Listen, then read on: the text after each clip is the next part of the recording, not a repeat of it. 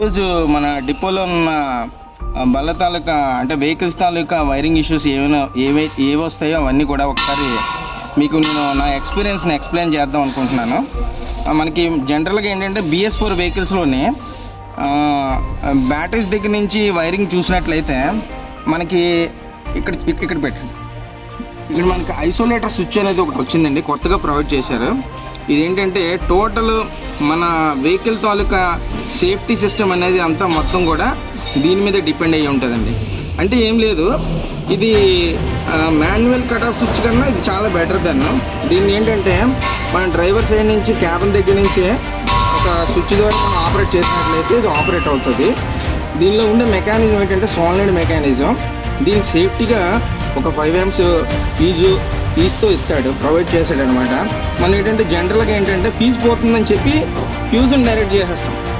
తర్వాత అదేవిధంగా స్విచ్ సరిగ్గా పనిచేయట్లేదు, స్విచ్ని డైరెక్ట్ చేసేస్తాం. కానీ అటువంటి సిచ్యువేషన్లో ఏంటంటే డ్రైవరు ఏదైనా ఇంజురీ అయ్యేటప్పుడు కట్ ఆఫ్ స్విచ్ ఆపాలంటే ఆపలేడు. దయచేసి వీటిని మాత్రం డైరెక్ట్ చేయకండి. అదేవిధంగా ఇక్కడ చూసినట్లయితే 400 ఆంపియర్ మ్యాక్సీ ఫీజ్ ఉందండి. ఇది ఏంటంటే టోటల్ బండి మెయిన్ వైరింగ్లు ఏవైతే రన్ అవుతాయో సెల్ఫ్ స్టార్టర్ దాకా ఇవన్నీ కూడా ఆ డిపెండింగ్ కరెంట్ అంతా దాని మీద ఆధారపడి ఉంటుంది. సపోజ్ ఏదైనా ఇన్సులేషన్ డ్యామేజ్ అయ్యి వైర్ కానీ చాసికి రబ్ అయినట్లయితే ఫస్ట్ ఏంటంటే ఈ 400 ఆంపియర్ ఫీజు మాత్రమే పోతుంది. అంత చక్కటి సేఫ్టీ సిస్టమ్ అయితే ఈ వెహికల్స్లో అయితే పెట్టడం జరిగింది. ఇవి మనకి 400 ఆంపియర్ ఫీజు కానీ ఎప్పుడైనా సిచ్యువేషన్లో పోయినట్లయితే దాన్ని రీప్లేస్ మాత్రం చేయడం తప్పించి డైరెక్ట్ మాత్రం చేయొద్దు. ఎందుకంటే వైరింగ్ అనేది ఇంజూర్ అవుతుంది. ఈ వెహికల్ అంతా కూడా సెన్సార్ రిలేటివ్ వెహికల్ అండి. అందువల్ల ఏంటంటే ప్రతి ఫీజు ఎంత రేటింగ్ ఉందో అంతే ప్రొవైడ్ చేయాలి సార్.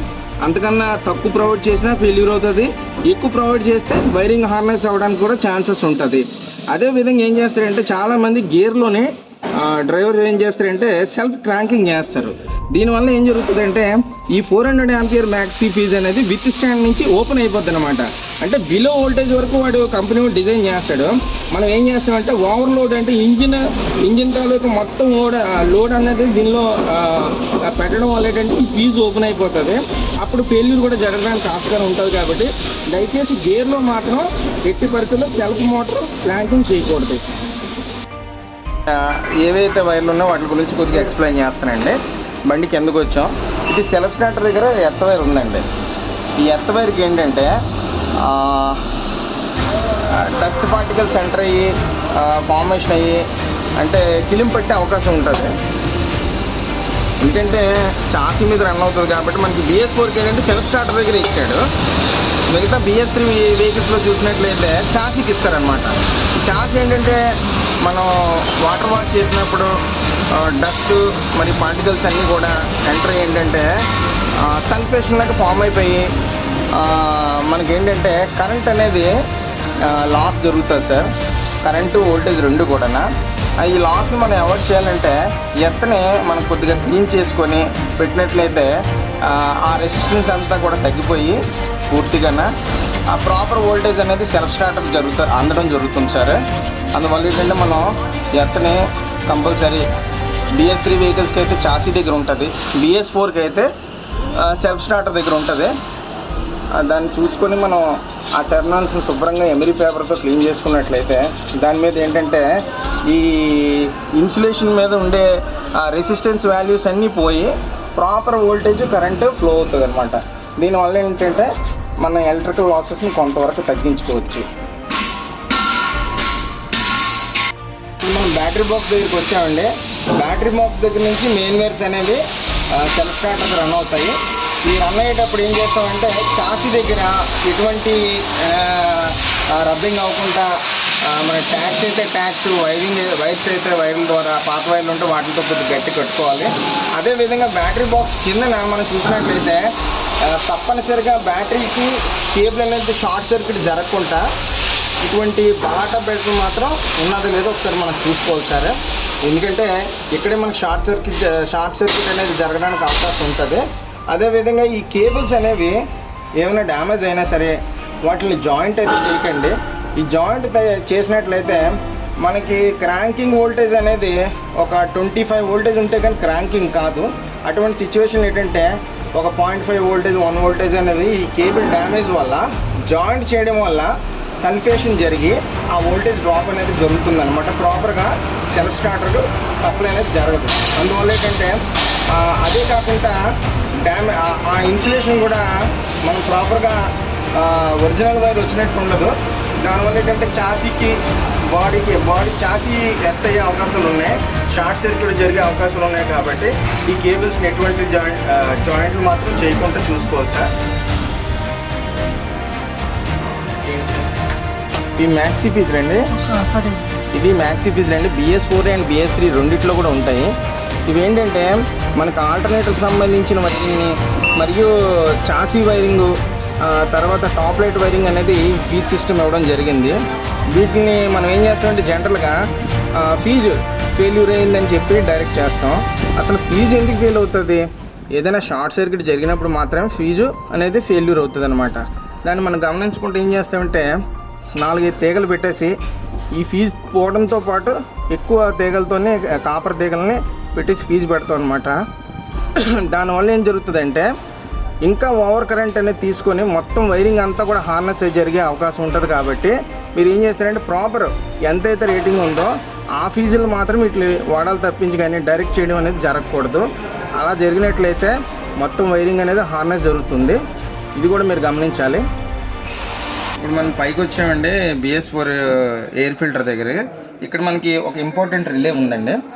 దీని ఏంటంటే ఇగ్నిషన్ రిలే అంటారు. డస్ట్ కవర్ అయితే వేసి ఉంది, నేను ఇప్పట్లేదు. ఏంటంటే కేబుల్స్ కొద్దిగా లూజ్ అయిపోతుంటాయి ఒక్కోసారి. ఈ కేబుల్ని మనం పర్ఫెక్ట్గా ఉందో లేదో చూసుకోవాలి. ఈ రిలే మనకి ఎప్పుడైనా ప్రాబ్లం వచ్చింది అనుకోండి, మనకి టోటల్ పవర్ సప్లై అనేది పూర్తిగా డిస్కనెక్ట్ అవుతుంది సార్. మళ్ళీ ఎటువంటి పవర్ కూడా రాదు. ఫస్ట్ ఏం చేస్తామంటే ఇగ్నిషన్ ఆన్ చేస్తే పవర్ రావట్లేదంటే ముందు ఈ ఇగ్నిషన్ రిలేని మాత్రం చూడండి. ఇది చూసిన తర్వాతే మిగతా ఫర్దర్ యాక్షన్కి మాత్రం వెళ్ళాలి. ఇది చాలా ఇంపార్టెంట్. ఈ రిలేని కూడా తీసేసి డైరెక్ట్ చేయడం మాత్రం దయచేసి చేయొద్దు. ఎందుకంటే అన్నీ కూడా సేఫ్టీ సిస్టము వెహికల్స్కి ప్రొవైడ్ చేయడం కంపెనీ వాళ్ళు పెట్టడం జరిగింది. దాన్ని మనం మెయింటెనెన్స్ చేయడమే, అంతేగాని మనం డైరెక్ట్ చేసేస్తే దానివల్ల ఇంజ్యూరీ అనేది మొత్తం టోటల్ వైరింగ్ మీద పడిపోతుంది సార్. అది మాత్రం కొద్దిగా అబ్జర్వేషన్ చేయాలి. ఇప్పుడు మనం ఫీజ్ బాక్స్ ఓపెన్ చేస్తున్నాం సార్. అంటే మనం ఎలా ఉంది అనేది చూడటానికి సరే అన్ని రేటెడ్ ఫీజులు రేటెడ్ వాల్యూస్ ఉన్నాయా లేదా అని చెక్ చేస్తాను. యాక్చువల్గా ఫైనాన్స్ ఫీజు అన్నారు, అది కూడా ఉంది.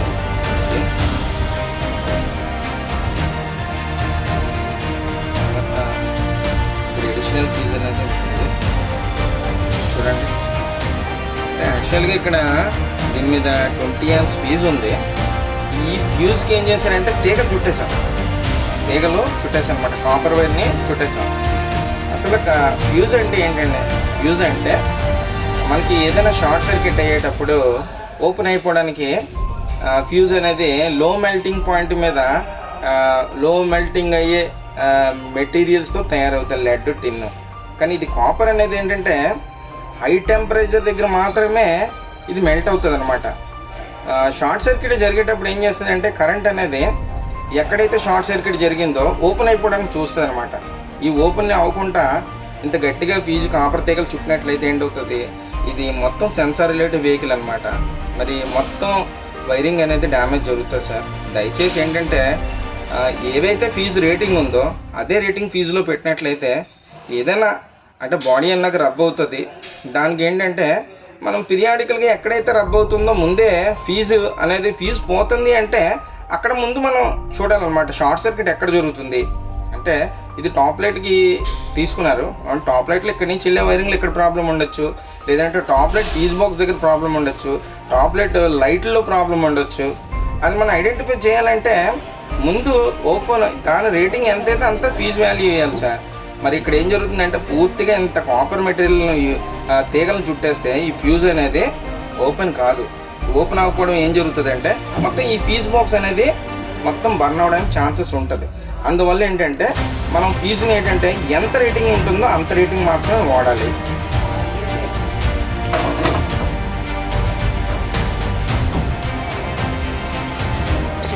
అదేవిధంగా రిలేస్ ఉన్నాయండి. ఈ రిలే అనేది ఏంటంటే అవుట్పుట్ వాల్యూ అనేది ఎక్కువ కరెంటు అంటే తక్కువ కరెంటుతో ఎక్కువ కరెంట్ని ఫ్లో చేయడానికి ఏంటంటే ఈ రిలేస్ని వాడతారు. అంటే దీనికి సపోజ్ మన హెడ్లైట్ వైరింగ్ చూసుకున్నాం అనుకోండి, హెడ్లైట్ స్విచ్ నుంచి 0.5 mm వైర్లు వస్తాయి. ఆ 0.5 mm అనేది రిలే ఆపరేటర్కి మిల్లీ ఆంపియర్ కరెంట్ మాత్రమే కావాలి. కానీ మన హెడ్లైట్కి ఎంత కరెంట్ కావాలి? 10 ఆంపియర్ 15 ఆంపియర్ అంతవరకు నీడ్ అవుతుంది. దాన్ని ఏం చేస్తుంది, అవుట్పుట్ నుంచి ఈ రిలే ఆపరేటర్ అవుట్పుట్ టెర్మినల్స్ నుంచి డైరెక్ట్గా పవర్ ఉంటుంది, ఆ పవర్ని సప్లై చేస్తాం. మనం ఏం చేస్తాం, దీన్ని డైరెక్ట్ చేసేస్తాం.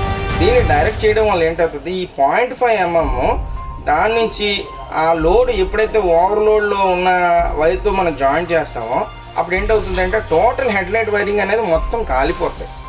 దీనివల్ల ఏంటంటే ఇటువంటి BS4 వెహికల్స్ కంటే సపరేట్గా మళ్ళీ వైరింగ్ చేసుకోవడం కూడా కొద్దిగా కష్టంగా ఉంటుంది. అందువల్ల ఏంటంటే ఏ రేటింగ్ అయితే రిలే ఉందో ఆ రేటింగ్ రిలేని మాత్రం వాడండి. దయచేసి మాత్రం షార్ట్ అనేది లూపింగ్ అనేది మాత్రం చేయొద్దు. దీనివల్ల ఏంటంటే వైరింగ్ ఇంజూరీ అవుతుంది, మన మీద పని భారం కూడా విపరీతంగా పెరిగిపోతుంది.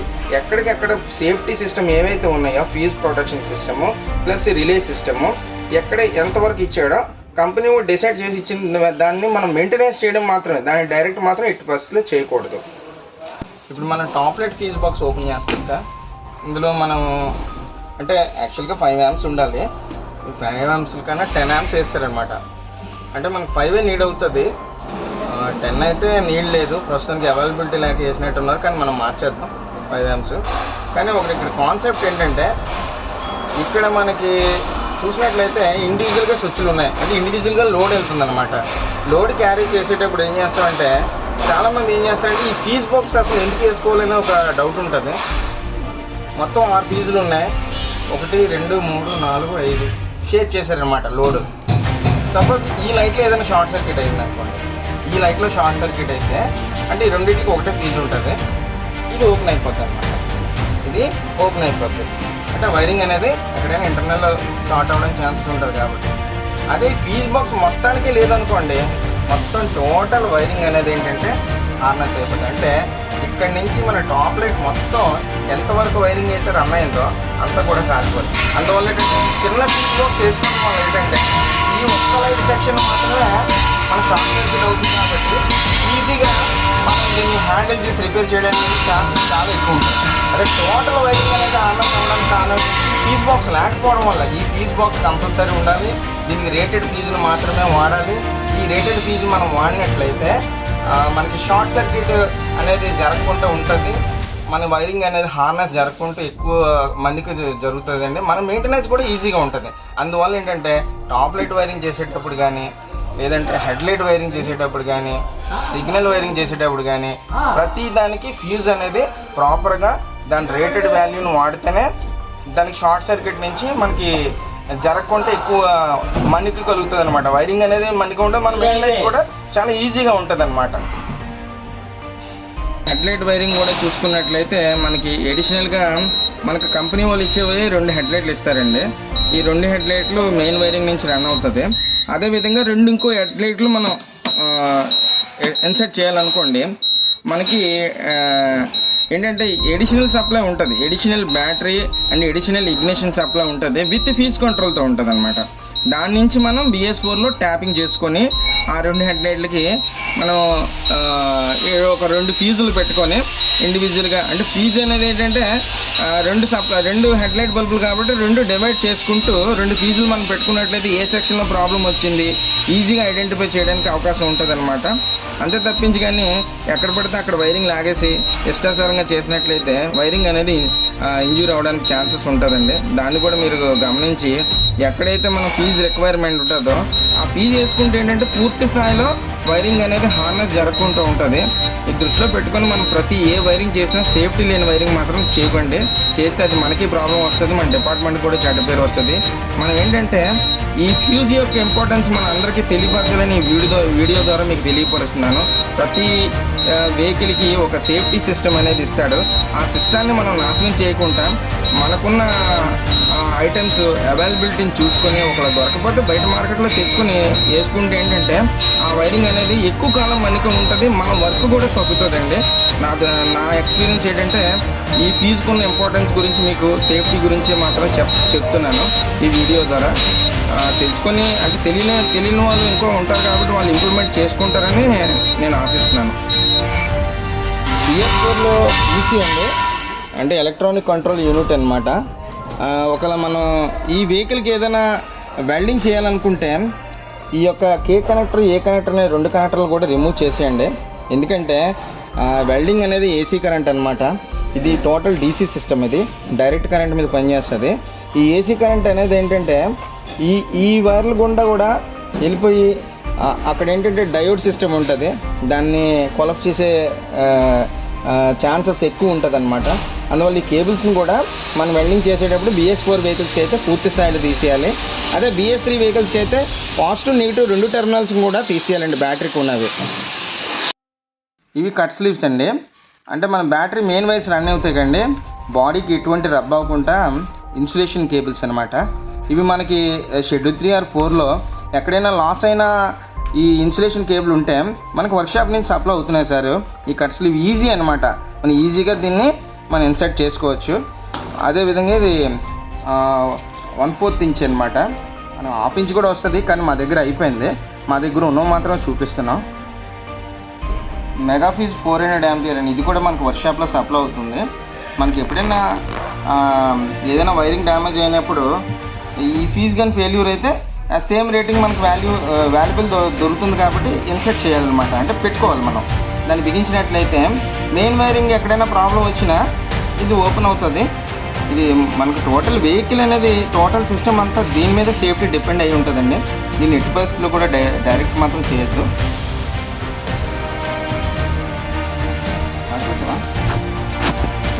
మ్యాక్సీ ఫీజులు అండి, ఇది కూడా మనకి వర్క్షాప్ సప్లై అయితే లేదు, లోకల్ మార్కెట్లో తెస్తున్నాం. BS3 and BS4లో కంపల్సరీ ఇవి ఏంటంటే ఆల్టర్నేటివ్ సిస్టము, తర్వాత టాప్ లైట్ సిస్టము, ఇంజీ చాసీ సిస్టమ్కి ఈ ఫ్యూజులు అనేది ప్రొటెక్షన్ కోసం వాడారనమాట.